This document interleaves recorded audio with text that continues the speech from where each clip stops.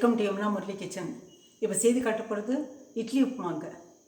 இட்லி பொடிச்சு அவசரத்துக்கு ஒரு உப்புமா செய்யலாம். அது சுடு சுடு இருக்கிற இட்லியை செய்ய முடியாதுங்க. ஆறி போன இட்லி தான் செய்ய முடியும். காலம்பரை செய்கிற இட்லியை சாயந்தரம் செய்யலாம், நம்ம உப்புமா செய்யலாம். ஒரு அவசரத்துக்கு நம்ம சாப்பிட்றதுக்கோ இல்லைன்னா கெஸ்ட்டு அவங்களுக்கு கொடுக்குறதுக்கோ அது ஒரு ஐட்டம், எக்ஸ்ட்ரா ஐட்டம் வைக்கலாங்க இலையில்.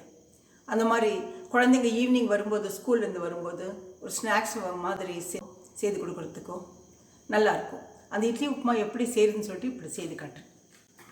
இப்போ இட்லி உப்புமா செய்து காட்டுறேங்க. நான் ஒரு 8 இட்லி இருக்குங்க, அதை உப்புமா செய்து காட்டுறேன். நான் இது பொடி பண்ணிக்கணுங்க. பாருங்கள், இப்படி பொடிச்சிக்கலாங்க இட்லியை இந்த மாதிரி. இது ஒரு 5 நிமிஷத்தில் செஞ்சிடலாங்க. பாருங்கள், இந்த மாதிரி பொடிச்சிடலாம். இந்த இட்லியை பூரா பொடிச்சிடலாங்க. இதுக்கு வெங்காயமெல்லாம் கட் பண்ணி வச்சுருக்கேங்க நான். அவ்வளோதான், தாளிச்சிடலாங்க. விதவிதமாக இட்லி உப்புமா செய்யலாங்க.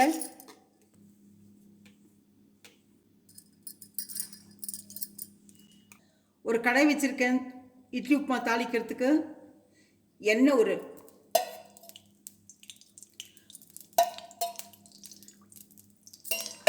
2 ஸ்பூன் ஊற்றுறேங்க. எண்ணெய் காஞ்ச பிறகு கடுகு போடலாங்க. எண்ணெய் காஞ்ச போச்சுங்க. இப்போ கடுகு போடலாம்.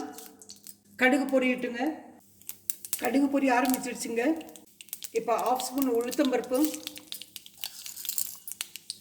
1/2 ஸ்பூன் கடலைப்பருப்பு போடலாம்.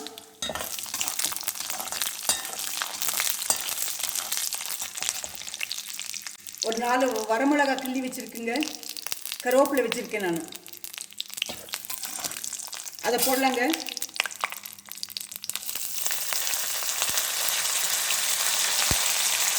இப்போ வெங்காயம் போடலாங்க. வெங்காயம் ஒரு மீடியம் சைஸ் வெங்காயம் ஒரு 3 கட் பண்ணி வச்சுருக்கேன் நான். எண்ணெயில் நல்லா வதக்கிடலாங்க.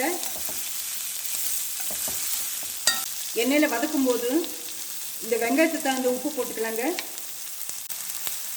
பாருங்கள், வெங்காயத்துக்கு மட்டும் இட்லிக்கு இட்லி மாவில் போட்டு ஆட்டியிருக்கு, உப்பு போட்டு ஆட்டி வச்சுருக்கேன். அதனால் அதுக்கு வேண்டாம். வெறும் வெங்காயத்துக்கு மட்டும் உப்பு போடலாங்க. எல்லாருமே இட்லிக்கு உப்பு போட்டு ஆட்டி வாங்குங்க மாவு, அதனால் இட்லிக்கு வேண்டாம். வெங்காயம் கொஞ்சம் பச்சை வாடை போகிற வரைக்கும் வதக்கி விடணுங்க. போடுங்க. பாருங்கள், இது நல்லா சேர்ந்த மாதிரி வருது, பச்சை வாடை போயிருக்கும். இப்போ இட்லி உப்புமா போடுறேங்க, பொடிச்சு வச்சுருக்கிறது.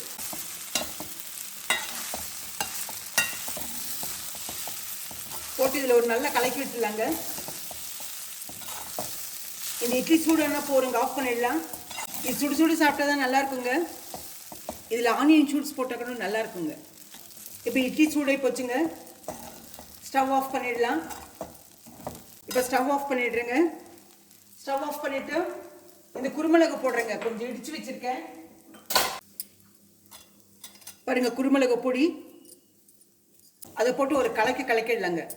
நல்ல மணமாக இருக்குங்க. குருமிளகு பொடி கடைசியில் போட்டால் நல்ல மணம் இருக்கும், நல்ல டேஸ்ட் இருக்கும். இப்போ இது சூட பரிமாறலாங்க நம்ம. இப்போ இது பரிமாற பவுலில் போட்டு டிரான்ஸ்ஃபர் பண்ணிடுறேங்க. பவுலில்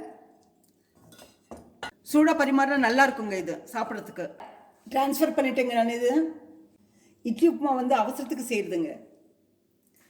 ஒரு அர்ஜென்ட்டுக்கு நம்ம சாப்பிட்ணும், சூடாக சாப்பிட்ணும், இல்லை யாராவது கெஸ்ட்டு வர்றாங்க, அவங்களுக்கு இனி ஒரு ஐட்டம் வைக்கணும்னு சொன்னாக்க இந்த இட்லி உப்புமா செய்யலாம். ரொம்ப ஒரு 5 மினிட்ஸில் செஞ்சிடலாங்க. அது இந்த ரெசிபி பிடிச்சிருந்தா லைக் பண்ணுங்கள், ஷேர் பண்ணுங்கள், சப்ஸ்கிரைப் பண்ணுங்கள், மறக்காமல் பெல் பட்டன் ப்ரெஸ் பண்ணுங்கள். அடுத்த ரெசிபியில் பார்க்கலாம்.